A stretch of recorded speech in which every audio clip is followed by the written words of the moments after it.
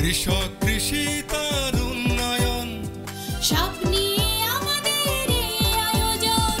বাংলার কৃষি, বাংলার কৃষি, বাংলার কৃষি।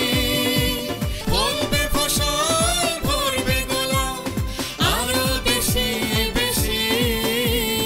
বাংলার কৃষি, বাংলার কৃষি, বাংলার কৃষি, বাংলার কৃষি, বাংলার কৃষি। কৃষি তথ্য, প্রযুক্তি, পরামর্শ এবং মাঠ ফসলের করণীয় সম্পর্কে জানাতেই আমাদের এই বাংলার কৃষি। প্রিয় কৃষক ভাইরা, বাংলাদেশ টেলিভিশনের নিয়মিত কৃষি বিষয়ক অনুষ্ঠান বাংলার কৃষি দেখার জন্য আমি আব্দুল শহীদ মিটু আপনাদের আমন্ত্রণ এবং শুভেচ্ছা জানাচ্ছি। আমাদের আজকের বিষয় জাম আলুর বাণিজ্যিক চাষ। ঈশ্বরগঞ্জ ময়মনসিংহ জেলার অন্তর্গত একটি উপজেলা। ইংরেজ শাসন আমলে এর নাম ছিল পিতলগঞ্জ। এই উপজেলার 70.72% লোক কৃষিজীবী। এই এলাকায় প্রচুর জাম আলু উৎপাদিত হয়ে থাকে। এই আলুগুলো ছোট ছোট জামের মতো এবং দেখতে অনেকটা ইঁদুরের বাচ্চার মতো। জাম আলু একটি শ্বেতসার জাতীয় ফসল। জাম আলুর পুষ্টির দিক দিয়ে গম ও ভাতের সাথে তুল্য। খাদ্য হিসেবে জাম আলু সহজেই হজম হয়। বাংলাদেশে সাধারণত জামালপুর জেলা এবং ময়মনসিংহ জেলার নান্দাইল, ঈশ্বরগঞ্জ, কেন্দুয়া ও হোসেনপুর এলাকায় প্রচুর জাম আলু উৎপন্ন হয়ে থাকে। জাম আলু চাষ করা সহজ। এই আলুর স্বাদ বেশি হয়, চাহিদা বেশি এবং বেশি দামে বিক্রি করা যায়। এসব দিক বিবেচনা করে ময়মনসিংহ জেলার ঈশ্বরগঞ্জ উপজেলার বিষ্ণুপুর গ্রামের প্রায় 200 জন কৃষক বাণিজ্যিকভাবে জাম আলু চাষ করছেন।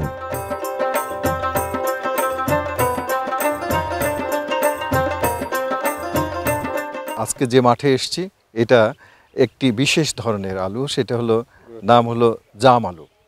এই আলুটার আবাদ আমাদের এই এলাকায় দিন দিন বৃদ্ধি পাচ্ছে। এইখানকার যে কৃষক ভাইরা ওনারা কিন্তু এটা বাণিজ্যিকভাবে এটা আবাদ করছে। ওনারা কিভাবে এই আলুর চাষ করছে, চাষ পদ্ধতি কি এবং এখানে সার মাটি কীভাবে দিতে হয় বিস্তারিত তাদের কাছে জানবো।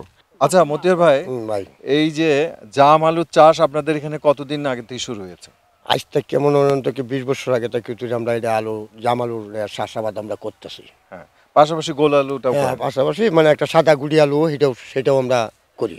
আচ্ছা, এই চাষটা যখন আপনারা করেন তখন কয়টা চাষ দিতে হয়, কি কি সার মাটি দিতে হয় যদি একটু বলেন। যেটা আমরা কিছু বালু চন্দ্রের মাটি, এটা আমরা 4টা শ্বাস লাগে নিম্নত। আর যেটা মাটি আলু এটা আমরা 5টা শ্বাস লাগে। তারপরে সার মাটি কি দিতে হয়? সার মাটি আপনার এই মাটি একগুলা সরকারি সার আছে, এরপর আর একটা আছে আপনার বাংলা টিএসপি, এইগুলা ব্যবহার করি।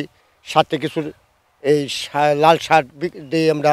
সাথে কিছু আপনার যে একটা ক্যালসিয়াম মাটির ফসল বাড়ানোর জন্য একটা এই সার আছে, এইগুলা দিই। দিয়ে আমি যে গোবর দিই, এইগুলা দিয়ে আমরা চাষ করি। জাম আলু বেলে দোআঁশ ও দোআঁশ মাটিতে ভালো উৎপন্ন হয়। এটি শীতকালীন ফসল। নভেম্বর ডিসেম্বর মাসে চোখযুক্ত আলুর অংশ বীজ হিসেবে বপন করা হয়। বীজ বপনের পূর্বে জমি চাষ ও মই দিয়ে প্রয়োজন মতো জৈব ও অজৈব সার প্রয়োগ করতে হয়।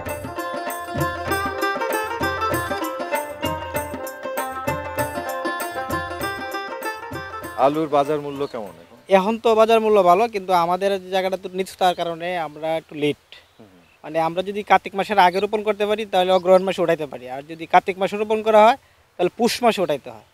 এই সময় কারণে আমাদের একটু দাম কম পাই। আর যদি মনে করেন যে একটু আগে রোপণ করা যায় তো একটু আগে ওঠানো যায়, এরকম সুবিধা আর কি। আপনারা এখানে পানি থাকে? এখানে পানি থাকে, মানে নিচু এলাকায় একটু লেট রোপণ করতে হয় আলুটা। আলু চাষ করতে 1 বিঘা জমিতে কত খরচ হয়? 1 বিঘা জমিতে প্রায় 12 থেকে 14,000 টাকা খরচ হয়, এটা সর্বনিম্ন। আর সর্বোচ্চ 18,000 টাকা পর্যন্ত খরচ করা যায়। এখন যদি 1 বিঘা জমিতে আপনি আলু চাষ করেন তাহলে বিক্রিটা কত হইতে পারে?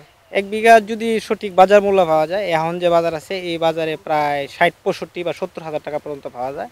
আর যদি বাজারের দাম কম থাকে তাহলে 30-35,000 টাকার মতো পাওয়া যায়।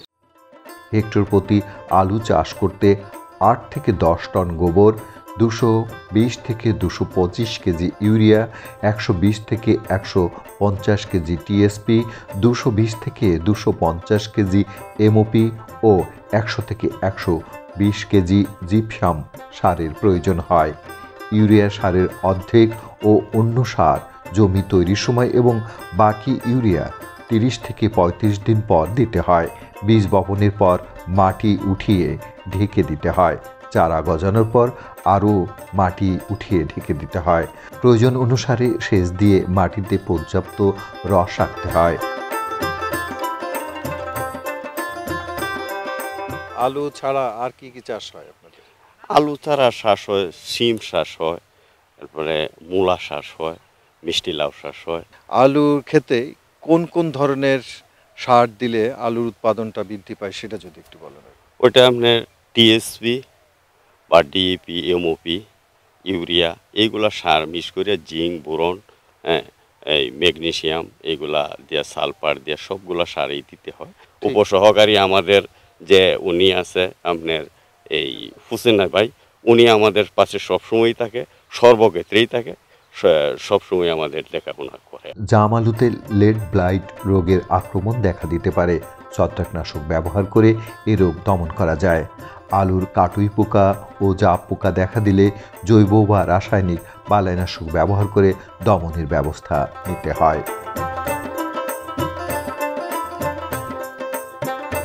প্রতি বছরই আলু করি। আমাদের যে বিষ্ণুপুর ঐতিহ্যবাহী বিষ্ণুপুর এখানে জাম আলুর মোকাম, এই আলুটা খুব টেস্টি খাইতে, এবং 40 আলু করি সাদাটা। ও তারপর আমরা ওইটা কার্তিক মাসে রোপণ করি। কার্তিক মাসে আমরা বাংলাটা হিসাব রাখি আর কি, 4টা 5টা 6টা চাষ পর্যন্ত লাগে।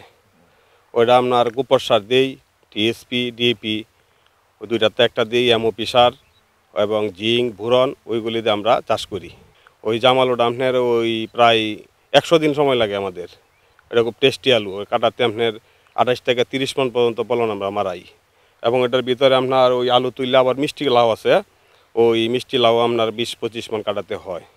ওটা বৈশাখ মাসে শেষ হয়, সাথী ফসল হিসাবে। এই এলাকায় আলুটা খায় বেশি এবং টেস্টি আলু।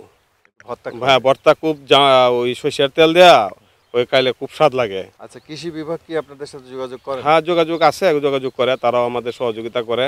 সহযোগিতা করার পরে আমরা একটু আগায় যাই। কৃষি অফিস আমাদের সাথে আছে। জাম আলুর বাজারের চাহিদা খুব বেশি।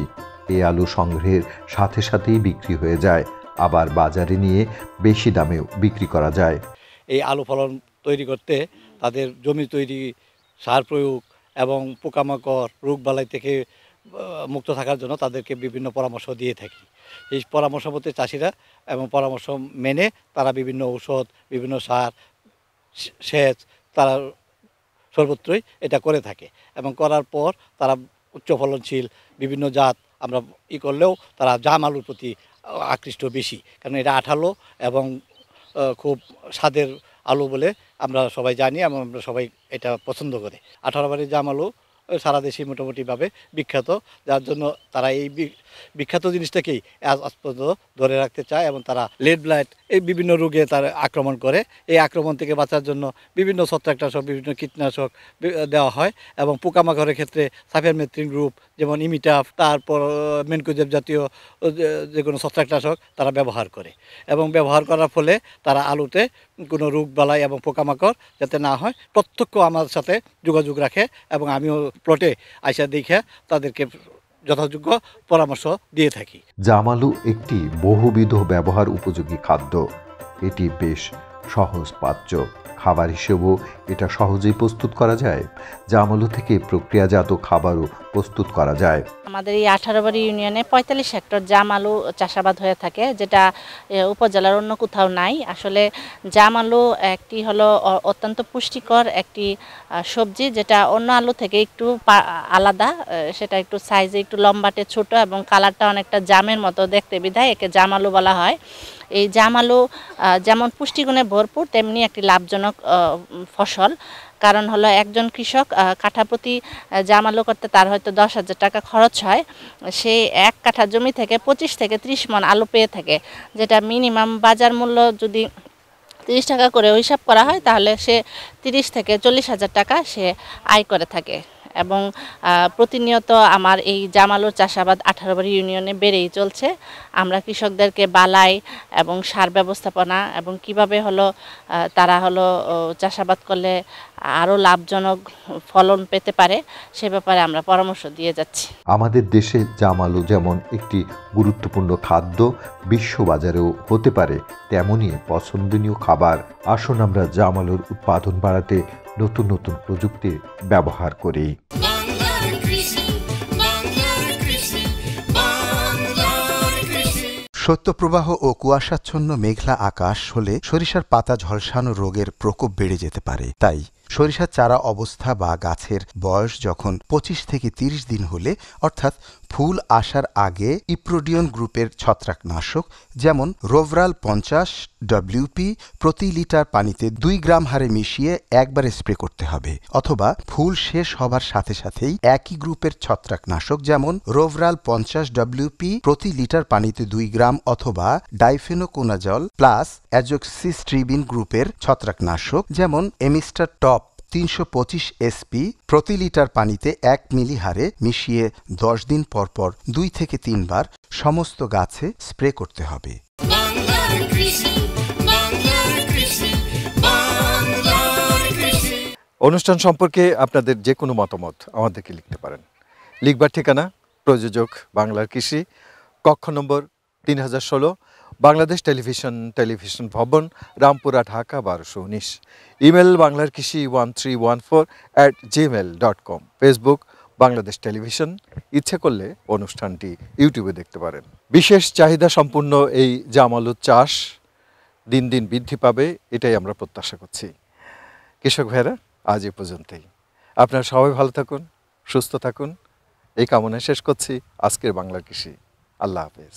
বাংলার কৃষি।